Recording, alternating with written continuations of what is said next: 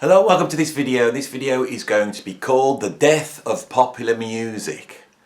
Right, on this video I'm going to be discussing whether pop music, the idea of pop music that I grew up with, as being for young people the most important thing in their life, which their sort of world revolves around, that idea of popular music, whether that idea is dying and whether the very concept itself is dying. And I'm going to try and track that through. But before I start, I must warn you that I have a moustache.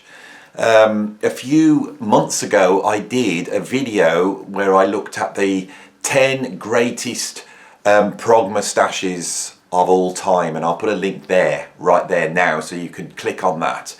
And on there, I posited the power of the moustache. And hopefully, this video will do really well because of the moustache. If it does, then I will keep the moustache. If it doesn't, then I won't. But it's an experiment, this is, in the power of the moustache. And we'll see. So this is a little bit of an experiment. I'm doing something different, talking about something different today, you know, and if this sort of works, then it will be proof of my original argument that the moustache has you know, a sort of ability to draw energy to it and create positive things. And if that is the case, then it will mean this argument that I'm about to posit today is also true. Right, so popular music means music that's popular, right? Before the era of rock and roll and rock music, popular music was very fluffy, light entertainment. It wasn't that important culturally, but it existed. And the example that's always given is the song How Much Is That Doggy in the Window? With the emergence of rock and roll, suddenly you had popular music, but popular music had cultural power. And then the development of rock music in the 1960s, popular music became a political force, an artistic force, and a force that basically guided culture, right? Now, on this channel I've argued that the great era of rock music existed from about 1962 to 1995. So I'm going to go back to 1995 and I'm going to give you an example of what I think has happened to contemporary popular music with a very British-centric view of this. So I'm going to be talking from my point of view, being a person growing up in this country, listening to pop music, listening to rock music, listening to jazz and all that sort of stuff, and the way I saw it from my perception. So this is going to be a bit of a subjective discussion as well. So let's go back to 1995. In the UK at that time there was a TV programme called Soldier Soldier. In that there were two actors, Robson Green and Jerome Flynn. And there was a plot line in that show where they'd gone to some sort of party or something. I never watched it, so I'm just telling you it secondhand. They go to some sort of party and the entertainment doesn't turn up. So Robson Green and Jerome Flynn are playing these two soldiers. So they get up and they sing Unchained Melody. And this was a big thing here in the UK. Everyone loved that scene. Simon Cowell, who had come to prominence in the 80s, producing very poppy music, things like Dead or Alive, You Spin Me Right Round Round, was a great record, great pop record. It was drawn to his attention. I actually know the person who drew his attention to this, but that's maybe another story in another video. But it was drawn to his attention that this scene was really popular. So he thought, I'm going to put that as a record. Okay, now these guys are actors, they're not singers. So Simon Cowell approaches them and they're like, what? Are we not pop stars? What do you mean? You know, and they didn't want to know anything about it. I think one of them, I think Robson at one point was going to report Simon Cowell for harassment. I don't know if that's true, but that's what it says on Wikipedia anyway. So eventually they put this record out and it goes to #1 in the UK charts. It becomes the biggest selling single of 1995, and it was the biggest selling single here in the UK in the 90s and still until Elton John did his revamped version of Candle in the Wind for Princess Diana's funeral, which I feel is part of this story as well, the shift that's happening in the late 90s. The early 90s, completely different story. The music industry is at its peak. Rock bands like Soundgarden and Nirvana are selling millions and millions. You know, people like Janet Jackson are selling millions and millions, and you've got this really exciting, creative, progressive music coming out of the back end of the sort of electronic revolution, you know, created by dance music. So, you know, you've got artists that are seen almost as mainstream artists like Aphex Twin, Radiohead, Goldie. So this is a really golden age of music. The music industry is really powerful. And the music industry at this point has been around for a long time, so it's been able to evolve methods of marketing, and it's sort of sat there quite in a sort of quite corporate state, knowing how it's all done, you know, and there's a sort of mechanism there. Now, what Simon Cowell did when he signed up Robson, Green and Jerome Flynn under the name Robson and Jerome is he unleashed the power of media, right, in itself to sell popular music. So not the idea there's an artist and they're a musician and they make pop music and then they go on the television and become a big success. They're actually taking a television program and moving it the other way, okay? Simon Cowell was shocked at how easy it was to get a number one in that way. The marketing was already built in. And so he starts to pursue the idea of creating a mechanism on television, you know, to sell music. And this is going to be a completely different structure. And out of this comes a sort of Pop Idol, X Factor idea of a Saturday night with a family sat down listening to cover versions. Now this is really interesting because of Robson and Jerome, all their stuff was cover versions. It was cover versions of old established 60s tracks with a sort of contemporary makeover. The ideas of authenticity that come from rock music, the idea that there's a singer-songwriter and they've got a message and that message could well be political or culturally relevant and it's the opinion of the artist, that goes out the window at this point, right? And I think that's a very important shift in 1995, and I'm sure there's other examples, but let's just pursue the Robson and Jerome angle for a little bit longer.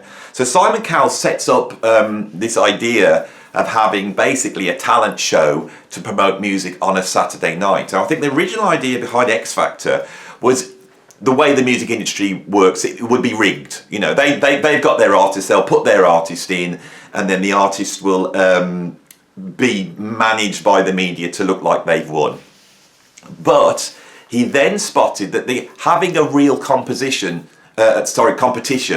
with the general public involved and being able to vote and the excitement of it being real, he changed his approach, right? And that is the next thing, the idea of the general public being involved directly in the process of assimilating popular music. So that's the big shift, right? The music business at that point is now becomes aware of this idea of X Factor on a Saturday night, and it becomes the primary tool of marketing music. But the same thing's happening, right, in the music business. There's a shift, right? It hasn't happened in 95, it hasn't happened by 2000, but as we go into this century, what we see is the emergence of digital technologies and digital distribution, and originally Napster, downloading, and eventually streaming. And the music business is slow to react. I really believe if the music business had reacted like media, the control of the distribution would still be in the hands of the music industry. Obviously it's not now, it's in the hands of Spotify and iTunes, right? So that was a mistake the music industry made, and the reason why they made that mistake is because at that point they were this corporate conservative blob that wasn't able to shift and move. You know, they were making so much money out of CDs, they pumped the price of CDs up to a ridiculous amount, and then suddenly, rather than going and spending a lot of money on a CD, right, you can then go on Napster and get the album for free. So that shift happens, and the music business goes, well, what do we do? So here in the UK, You've got X Factor on a Saturday night, huge viewing figures. And the music business is about to release 2 singles. It's like the big singles that are coming out that week.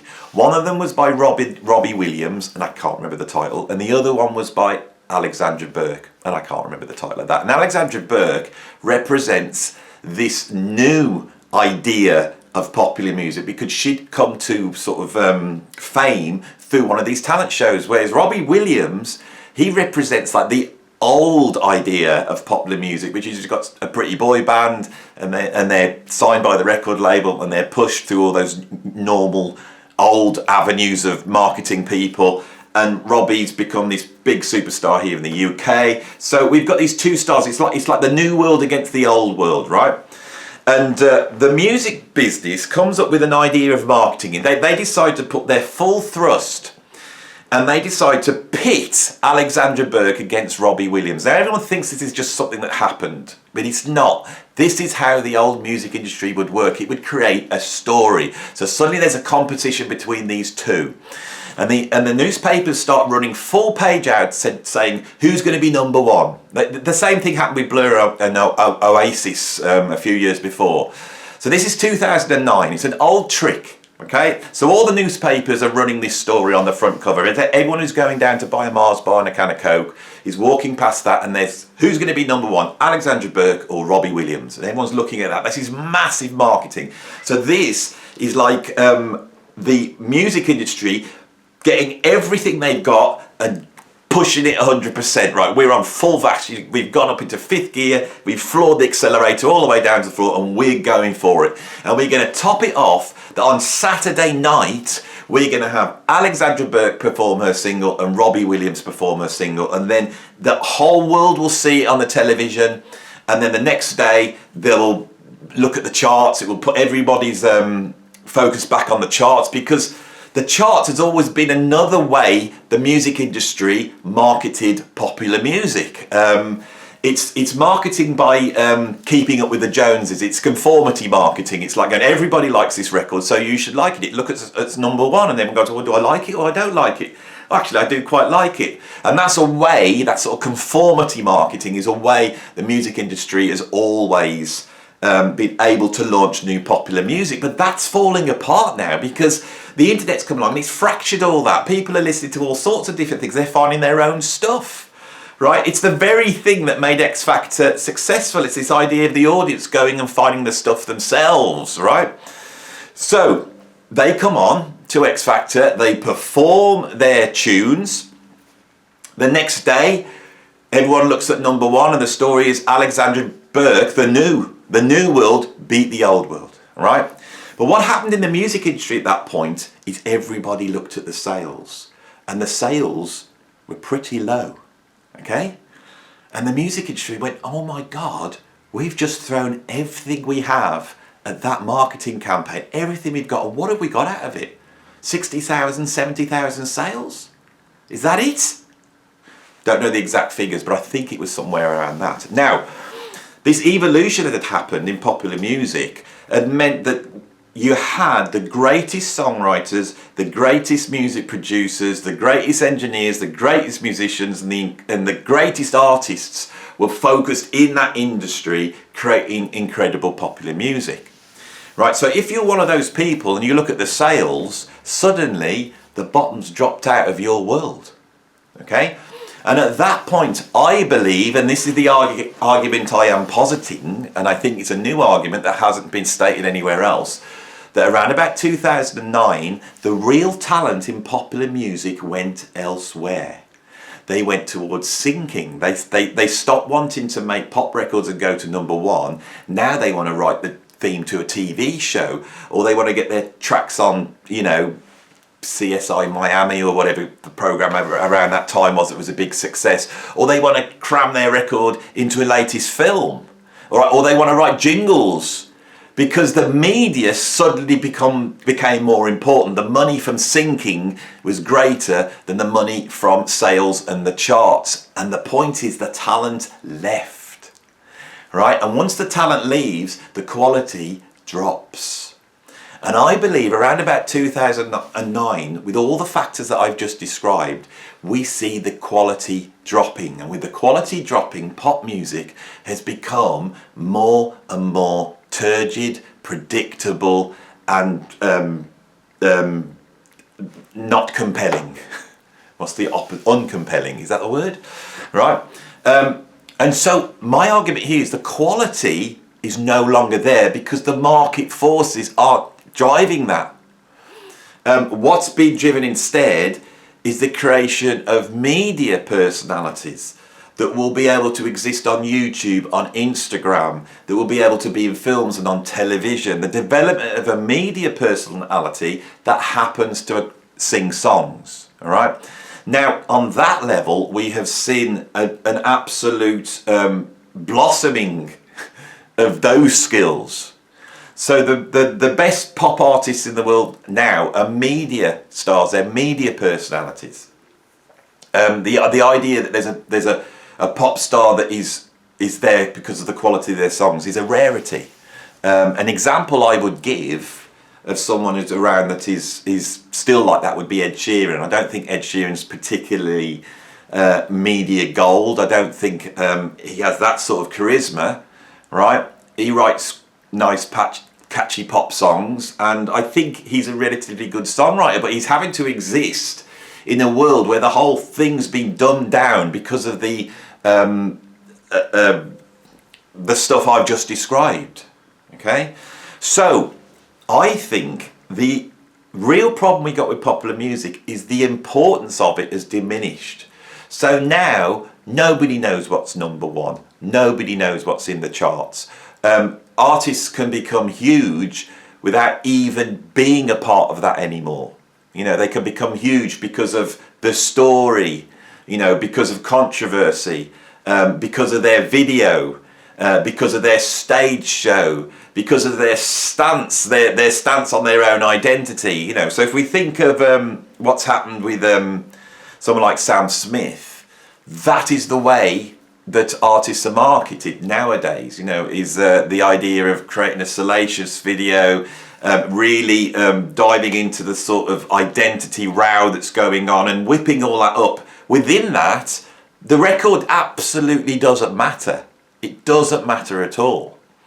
The market forces are pushing another aspect, and I don't think that aspect is about music anymore whatsoever. So popular music as a concept is dying. Popular music now is a track that is in Stranger Things. That is your number one. And one of the things that digital distribution has created is that every single record that's ever been released is available. So any record could go to number one. Now let's go back to Robson Green and Jerome Flynn. They're making cover versions. It's all about the past. If you go look at the stats for Spotify, new contemporary popular music now occupies a very small part of the whole list experience of the general public.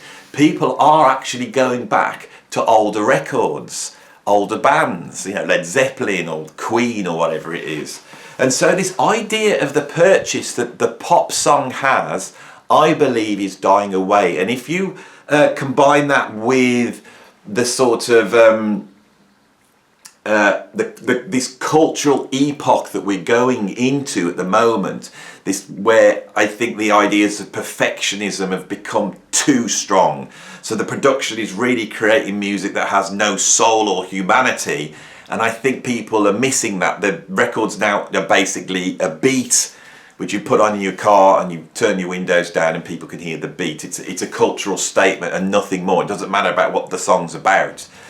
I think all those are putting pressure on popular music, and I think we can actually state that popular music is dead. It's gone. It's no longer a cultural force. It doesn't matter. Artists can make a good living making very experimental niche music or highly generic music, and they can find a place on the internet and create an audience without having to go through those processes. All right. So I think what I've argued there, without getting bogged down and saying it's all just about streaming, that's what's killed the music and all that idea, that I've tried to put a cultural context of how that happened from this sort of British point of view. So I hope that was interesting to you, and I hope the moustache had the power that I expect it will have, and I hope this video does 250,000 views or 1 million views. Come on, moustache, do your work, right? You know, I'm a musician, right? I don't want to be in a band with a hit record making albums anymore because I don't believe it exists. I want to be a YouTube star like Adam Neely or Rick Beato, right? But neither of those have utilised the moustache as a power source, right? And that's where I'm different, okay? So let's see what happens. Let's go into this new world of YouTube and Instagram and Spotify and Bandcamp or whatever it is. Let's go into this new world with positivity, and let's look forward to all this new music that's going to happen that I'm probably too old to really appreciate. Thank you for watching the video. If you liked it, like it. If you want to subscribe, then please subscribe. And if you want to see the next video, or ring the notification bell. And if you want to support me and support my moustache powers, there's Patreon down below. Click on that and tell me, because you'll be able to message me on Patreon, tell me whether you think the moustache is a good idea or not. Thank you for watching.